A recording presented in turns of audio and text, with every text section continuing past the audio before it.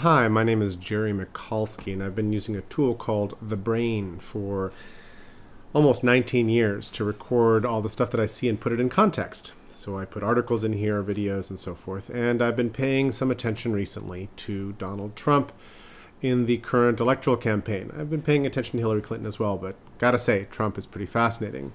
So one of the many things I've done here is I've collected up Trump's favorite tactics, as far as I can infer them from what he's been doing out there. And what I'd like to do is show you that as a resource and show you that these tactics are actually connected to each other in ways that link to all the articles and supporting evidence. So for example, here's Trump's favorite tactics: exaggerate value, flood the conversation with nonsense, get free airtime because you're so controversial. Actually, a lot of these are collapsed under Trump hacked the media. In fact, Trump figured out how to use the media against us, against the population. So here's some of the clusters.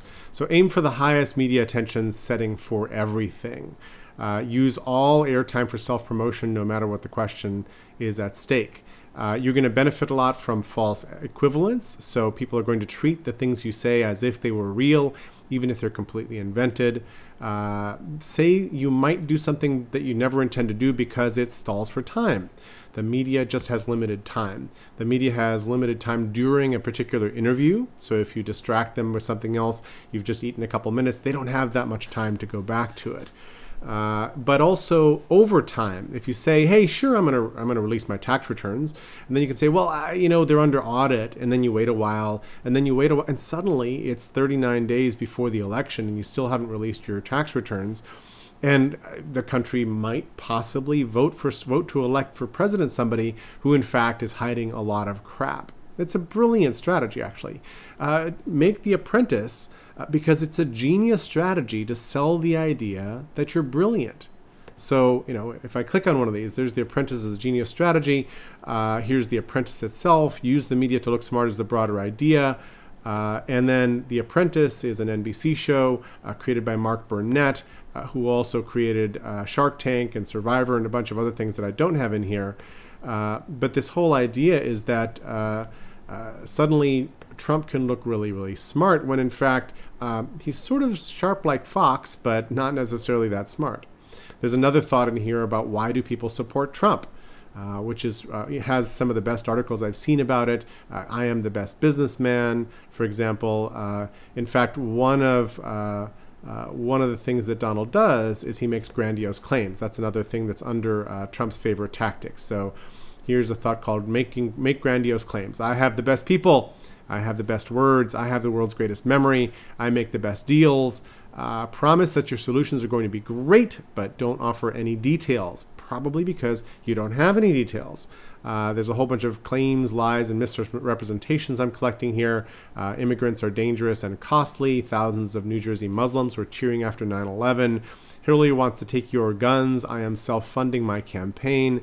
And all of these are linked back. So, for example, make it look like you're rich and generous. That is one of his favorite tactics. That's why I am self-funding my campaign. But in fact, do everything with other people's money is one of his other tactics, one of his other principles. He doesn't say that so much. I mean, he will tell you that in certain interviews, and he said it over time. So his charity is actually a way of spending other people's money to solve his legal problems.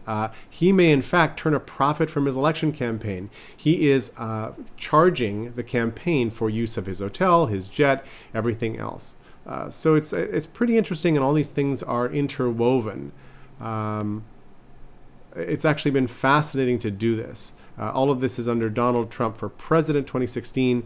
And of course, here are a whole set of articles about the run for the presidency. Here are some of the people: Kellyanne Conway, Paul Manafort, Roger Stone, Steve Bannon, who've basically been advisors to this run for the presidency. Corey Lewandowski's there, even though he is now off the campaign. But they're connected here because they were key people in actually moving this thing forward. So Steve Bannon, for example, the head of Breitbart News. This man is the most dangerous political operative in America, is an article about him. A whole series of things going on. So if I go back to Trump as the best businessman, make grandiose claims, and now we can get back to Trump's favorite tactics.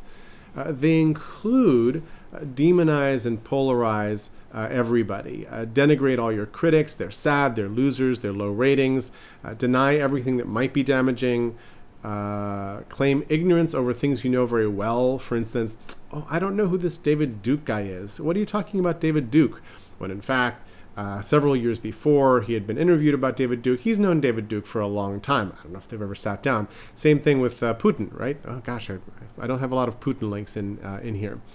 Sue and threaten to sue constantly. Basically, you can pay half of what you owe someone, one of your contractors, and then dare them to sue. This appears to be standard operating procedure.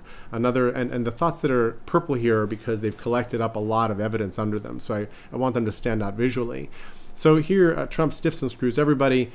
Here are people Trump has screwed. This one actually I should make purple. Why don't I do that right now while we're watching? Bink, bink. Now it's purple. So here people Trump has screwed offering testimonials against him. So Andrew Tesoro has a video out, Donald Trump and small business. He's an architect whom Trump stiffed over $100,000. There's plenty of others. There's all sorts of people. I would love to see a couple videos from people Trump has made wealthy, because it appears that the only people Trump is making wealthy is him and his family.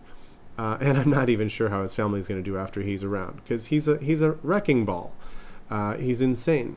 So this is a taste of what I've been busy building, just to point out that this brain isn't only about Donald Trump and how he's a wrecking ball in the world. I will jump to a thought called revitalizing cities, where you will find also in my brain a whole series of articles, projects, actual projects in the world, concepts like greening cities and pedestrian zones and so forth, about ways that cities are making their world better. All of these you can find at jerrysbrain.com with a caveat. jerrysbrain.com will explain what this thing is. It will also help you launch my brain on the web, but the version you will see there is about 8 or 9 months out of date. It is syncing from the previous version of the Brain 8. I am now using the Brain 9. So all the stuff I just showed you about Donald Trump, alas, you can't access in my online brain or in the Brain app, which is in the App Store. So if you go to the App Store, there's actually an app called Jerry's Brain that has my mug on it. If you look around, there aren't that many icons in the App Store. There are even natural photos. It's interesting. So you can go look at these things, but you won't see all the things I've been showing you right now. If you'd like to get in touch, go to jerrymikulski.com and contact me from there. Or if you know my email, send me email and I will add things to my brain. I will do other tours, whatever else it is. For right now, thanks very much for watching. I appreciate your attention, and I'm on the edge of my seat over the next 39 days.